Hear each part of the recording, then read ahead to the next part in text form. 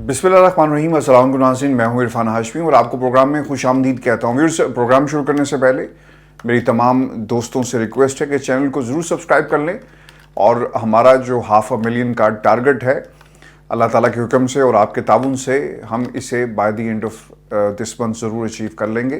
Viewers, आज की इस नशिस्त के अंदर पाकिस्तान तहरीक इंसाफ अब आने वाले दिनों में किस किस्म की सियासत करेगी, पाकिस्तान की इस्टेब्लिशमेंट के तमाम बीरबल जो इस वक्त टेलीविजन पर बैठकर इमरान खान की ज़िंदगी के ख़तरात की बात कर रहे हैं, इसका क्या मतलब है और क्या इनके बयानात पर इंक्वायरी होनी चाहिए या नहीं, और इस वक्त जो अली अमीन गंडापुर को अगवा किया गया या फिर वो अपनी मर्ज़ी से कहीं चले गए, उसके बाद की क्या सूरत हाल है।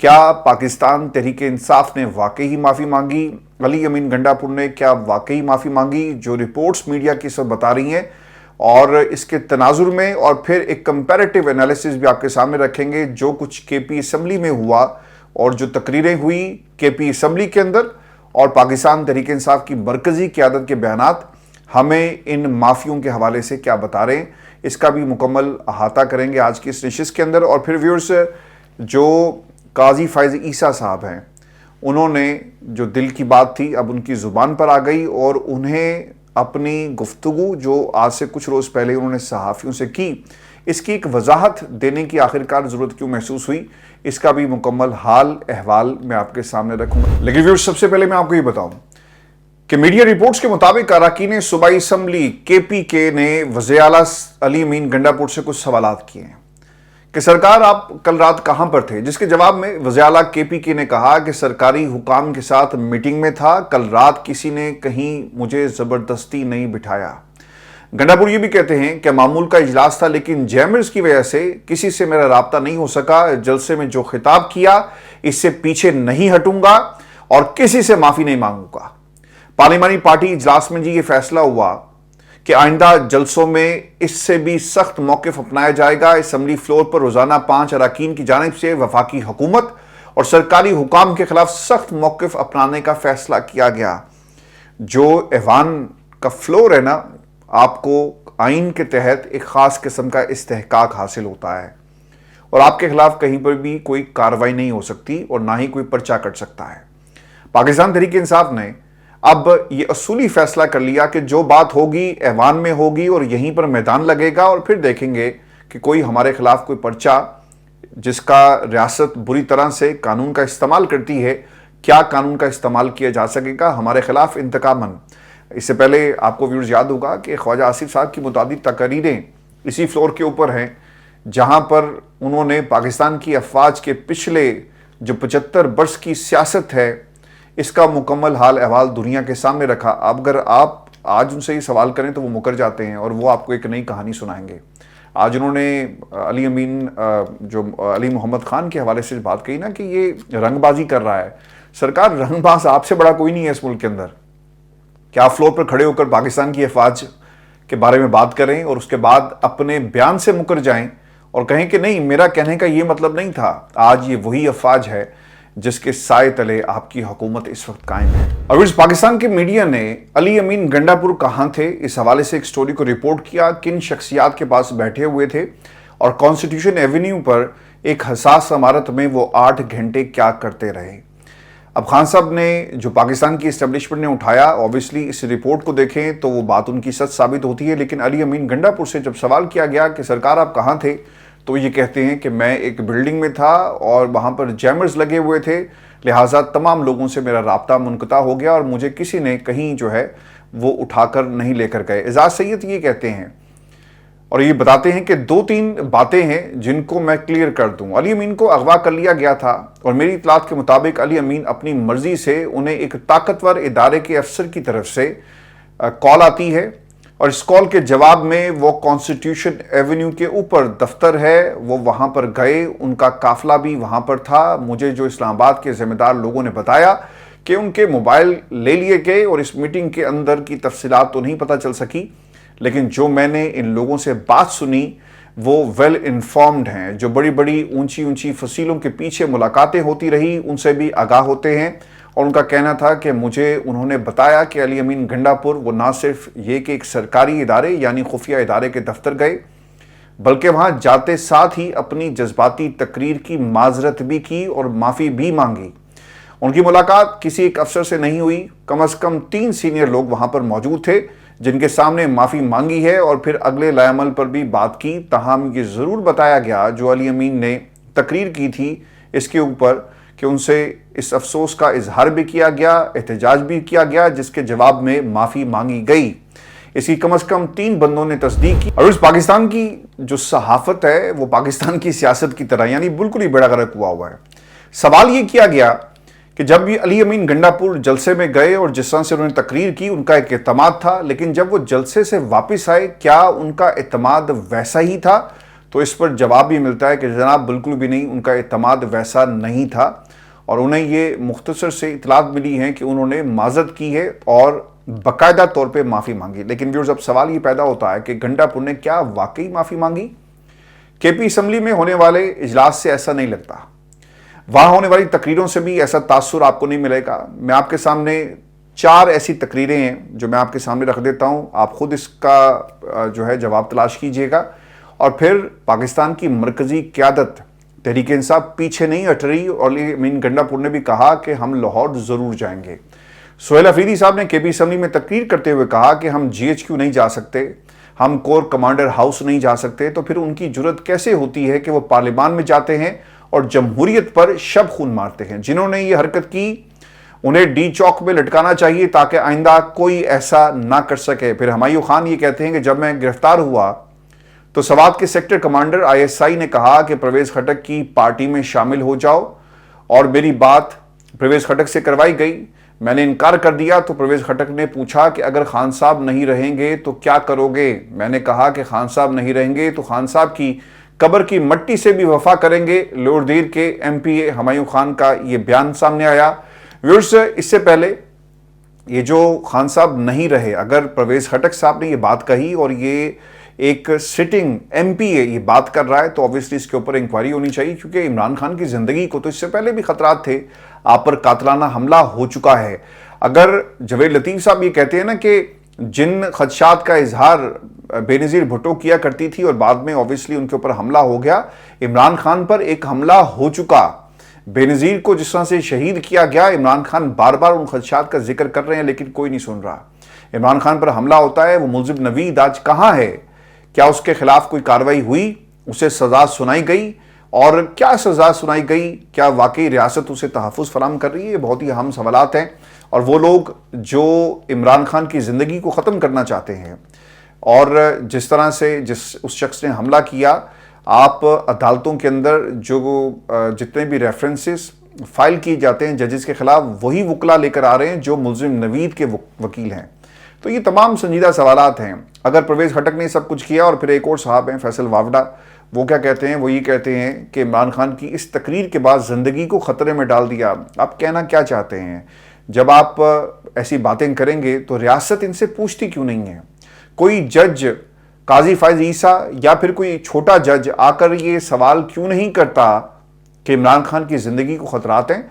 मेरा ख्याल ये है कि आज जो गुफ्तगू हुमायूं खान साहब ने की है इस तनाजुर में और फिर फैसल वाडा के गुफ्तगू के तनाजुर में, एक PTI को पिटीशन लेकर इस्लामाबाद हाई कोर्ट में जाना चाहिए और इमरान खान की ज़िंदगी के हवाले से जो खदशात हैं इसके तनाजुर में इनसे पूछा जाए कि इस तकरीर से इमरान खान की ज़िंदगी को कैसे ख़तरा है और जो बातें कही गई। और ये जो पूरे का पूरा एक एपिसोड हमने अली अमीन गंडापुर के हवाले से देखा 8 घंटे का, जिसे टेलीविज़न चैनल्स के ऊपर रिपोर्ट किया जा रहा है, ये हमें क्या बताता है? व्यूअर्स, तारिक महमूद यानी उनका भी बयान असम्बली के फ्लोर के ऊपर कि इस्टेब्लिशमेंट का क्या जवाज़ है कि हम पर हुकूमत करे, ये वोट आप लोगों को मिला है या हमें मिला? या तो ISI एक पार्टी बनाए और मैदान में इलेक्शन लड़े और अमली सियासत करे, ये बेईमानी मत करे। हर दूसरे दिन DGI SPR साहब आकर प्रेस कॉन्फ्रेंस करते हैं और वो ये कहते हैं कि हमारा पाकिस्तान की सियासत से कोई ताल्लुक नहीं, इदारा इससे दूर है। लेकिन तकरीर भी जब शुरू होती है इमरान खान से, पाकिस्तान तहरीक इंसाफ से, और जब ख़त्म भी होती है तो इमरान खान और पाकिस्तान तहरीक इंसाफ से ही ख़त्म होती है। तो व्यूअर्स, इन बयानात के बाद ये नहीं लगता कि पाकिस्तान तहरीक इंसाफ जो है वो पीछे हटेगी।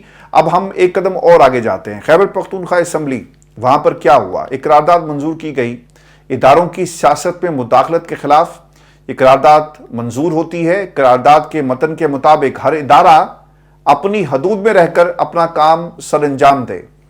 فوج کی لازوال قربانیوں کو خراج تحسین پیش کرتے ہیں، لیکن چند افسران کی ضد اور مفاد نے جمہوریت کو نقصان پہنچایا۔ جو افسران سیاست میں ملوث ہیں وہ سیاست سے دور ہو جائیں اور سیاست کو فوج کی مداخلت سے پاک کیا جائے۔ اس کے بعد جو باتیں خان صاحب کر رہے ہیں، جو انہوں نے دہرائی، لاہور جلسہ ہر صورت ہوگا، اسٹیبلشمنٹ سے بات نہیں ہوگی۔ یاد رکھیے گا کہ یہ وہ سٹانس تھا جس کے اوپر خان صاحب پچھلے 1 برس سے قائم تھے کہ ہم جب بھی بات کریں گے اس حکومت کے بڑوں سے کریں گے، اس حکومت سے نہیں کریں گے۔ آج عمران خان اپنے اس سٹانس سے پیچھے ہو گئے اور وہ کہتے ہیں کہ اسٹیبلشمنٹ سے اب بات نہیں ہوگی۔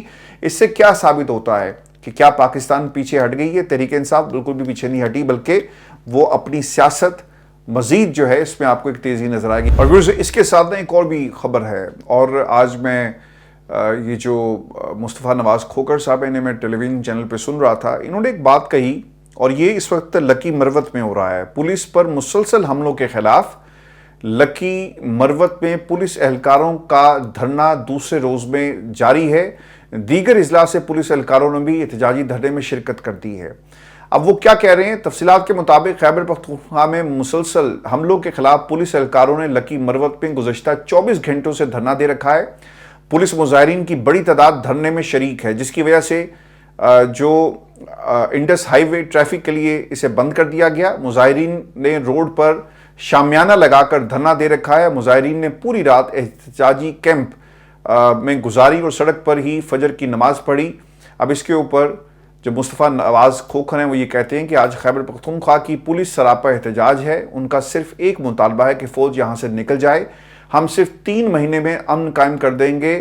یعنی پاکستان جو ہے وہ کس طرف چل پڑا، یہ بہت بڑی ناکامی ہے۔ پاکستان کو خدا کے لیے کمزور مت کرے، اور جو یونٹی ہے وہ ہر لیول پر نظر آنی چاہیے۔ اگر لکی مروت کے لوگ یہ نعرہ لگا رہے ہیں تو اوبویسلی یہ ایک بہت بڑا کنسرن ہے، اور لوگ دھرنا دے کر بیٹھے ہیں جسے پاکستان کا میڈیا رپورٹ نہیں کر رہا، لیکن مصطفیٰ نواز کھوکھر نے ایک ٹیلی ویژن چینل آسمان شیرازی کے پروگرام میں بیٹھ کر یہ بات کہی ہے۔ تو اوبویسلی اسے بھی سینسر کر دیا گیا ہوگا، لیکن یہ سوچنے کی بات ہے سیاست کے اندر فوج کا کردار ہوگا یا نہیں ہوگا، یہ اب پاکستان کی اسٹیبلشمنٹ کو سوچنے کی ضرورت ہے۔ ویورز، میں آپ کو ایک اور بھی دلیل دے دیتا ہوں اس حوالے سے کہ تحریک انصاف کے بیانیے میں شدت آئے گی یا کمی۔ پاکستان تحریک انصاف نے ملک گیر احتجاج کا اعلان کر دیا ہے اور معافی کسی سے نہیں مانگے گے، یہ بھی کہا گیا۔ سلمان اکرم راجہ نے یہ اعلان کیا، ان کے ساتھ اسد کیسر تھے اور عمر ایوب جنہوں نے پریس کانفرنس کی، اور وہ کیا کہتے ہیں کہ ملک کے جمہوری عمل پر کچھ لوگ حاوی ہیں۔ اب ضروری ہے کہ پاکستان کے جمہوری عمل اور آئین کو آزادی دی جائے۔ ہم نے پاکستان کے 77 سال ضائع کر دیے۔ آج خطے کے تمام ممالک ہم سے بہت آگے نکل گئے۔ اس پر ہمیں سوچنا ہوگا۔ منظور نظر ججوں کو توسیع دینے کے لیے قانون سازی کی جا رہی ہے، مگر اب ہم ہر سطح پر احتجاج کریں گے، ایسا نہیں چلنے دیں گے۔ وزیر اعلیٰ سے میری تفصیلی گفتگو ہوئی، انہوں نے خواتین سے متعلق توہین آمیز گفتگو نہیں کی، بلکہ ان کی بات کا مطلب کچھ اور تھا۔ علی امین گڈا پور نے تقریر میں کہا کہ اگر لاہور میں جلسے کی اجازت نہ دی گئی تو بینڈ باجے کے ساتھ ہم آئیں گے، بتایا جائے اس میں خواتین کی توہین کیسے ہوئی۔ صحافی اس وقت ملک میں جہاد کر رہے ہیں، یہاں جو کچھ بھی ہو رہا ہے ہم انہیں خراج تحسین پیش کرتے ہیں، مگر کچھ گالی بھیڑے ہیں اس صحافت میں بھی۔ علی امین کا نقطہ نظر صحافت میں موجود کالی بھیڑوں سے متعلق تھا۔ اگر صحافتی برادری کی دل آزاری ہوئی تو ہم معذرت خواہ ہیں۔ جو لاپتہ لوگوں کو اپنے ڈرائنگ روم میں بٹھا کر انٹرویوز کرتے ہیں، ہم ان پر تنقید اسی طرح کرتے رہیں گے۔ تو اس گفتگو سے تو نہیں لگ رہا کہ پاکستان تحریک انصاف جو ہے وہ ایک قدم پیچھے ہٹ گئی۔ ویورز، یہ معاملہ یہیں پہ نہیں رکے گا۔ یہ جو میں آپ کے سامنے ایگزامپلز دے رہا ہوں، ایک اور دلیل آپ کے سامنے ہم رکھ دیتے ہیں۔ عمر ایوب صاحب نے کیا کہا کہ 9 ستمبر ملک کی تاریخ کا سیاہ دن تھا، جب نکاح پوش ہمارے کئی رہنماؤں کو ساتھ لے گئے۔ ہمارے ارکان اسمبلی کو پارلیمنٹ سے گرفتار کیا گیا۔ اس سے قبل 9 مئی کا بہانہ بنا کر عمران خان کو نشانہ بنایا گیا، اور آج ہمیں نشانہ بنایا گیا۔ بیرسٹر گوہر کی ایک تو رہائی ہوگی، اور پھر انہوں نے جو گفتگو کی کہ نقاب پوشوں نے گزشتہ رات پارلیمنٹ پر حملہ کیا اور ظلم کیا، اس معاملے میں اسپیکر قومی اسمبلی کو آخری حد تک جانا ہوگا۔ مجھے CIA پولیس کے حوالے کیا گیا، اور آج 10 ستمبر جمہوریت کا کالا دن منایا جائے گا۔ کیا جلسہ شادی ہال میں تھا کہ 7 بجے کے بعد اسے ختم کرنا ہوگا؟ ہم جوڈیشل پیکج کی भरपूर मुखालफत करेंगे और इसकी भरपूर मजम्मत करेंगे। मैं अदलिया से उम्मीद करता हूं कि वो किसी किस्म की एक्सटेंशन के कानून को किसी सूरत भी कबूल जो है वो नहीं करेंगे। व्यूअर्स, अब ये मामला जो है ना वो एक कदम आगे हम लेकर जाएंगे और वो लोग जो इस वक्त पाबंद सलासल हैं, जिन्हें जबरी तौर पर पहले लापता किया गया और फिर अदालतों के सामने पेश किया गया। अब क्या हुआ है जी, ये कहानी है 75 MNS की और सामने थे 250 पुलिस एहलकार और फिर कौमी असम्बली में एक दंगल की तैयारी थी। पाकिस्तान तहरीक इंसाफ रहनुमाओं का जिस्मानी रिमांड और इंसदाद दहशतगर्दी अदालत में जिन्हें पेश किया गया, शोएब शाहीन साहब को पेश किया गया और प्रोसिक्यूशन ने उनके खिलाफ क्या मौक़िफ़ अपनाया, ये बड़ा इंटरेस्टिंग है कि अली अमीन गंडापुर ने DSP की कनपट्टी पर पिस्तौल रखा और कहा कि मैं तुम्हें गोली मार दूंगा। शोएब शाहीन ने हमला करके पिस्तौल छीन ली और खालिद खुर्शीद जो मुसल्ला थे और फिर शोएब शाहीन के जिस्मानी रिमांड का मुतालबा किया गया। अदालत ने जी एक तो फैसला महफूज किया और बाद में शोएब शाहीन का रिमांड जो है उसे मुस्तरद कर दिया। आमिर डोगर और इसके बाद शेर अफजल मरवत है, जैन कुरैशी और शेख वकास समेत दीगर रहनुमाओं को भी इंसदाद दहशतगर्दी की अदालत में पेश किया गया और इसकी समाअत की है जी जज अबुल हसनात साहब ने। शेर अफजल मरवत ये कहते हैं, ये बहुत ही इंटरेस्टिंग गुफ्तगू थी और उन्होंने इत्तमाद के साथ, यानी पूरे इत्तमाद थे, वो डरे नहीं। गिरफ्तारी भी जब इनकी हुई तो बहुत पूरे इत्तमाद होकर गाड़ी से निकले और किसी किस्म की कन्फ्रंटेशन उन्होंने नहीं की और वो ये कहते हैं कि जलसे की कार्रवाई पूरी दुनिया के सामने है। अगर आप सच्चे हैं तो कुरान उठा लें, मैं मान लूंगा। अगर मजिस्ट्रेट हल्फ पर कह दे तो कसम उठाकर कहता हूं कि रिमांड दे दे। शोएब शाहीन के हवाले से उन्होंने एक बहुत ही अहम जुमला कहा कि उस पर इल्ज़ाम है कि उसने पिस्तौल रखा। वो शरीफ आदमी है, उसने तो कभी बटेरा नहीं रखा। मैं दुश्मनदार आदमी हूं, मेरे पास पिस्तौल होता है लेकिन जलसे के रोज पिस्तौल नहीं था। हम 75 MNS थे, 250 पुलिस वाले और हमारे पास 300 गार्ड्स मौजूद थे।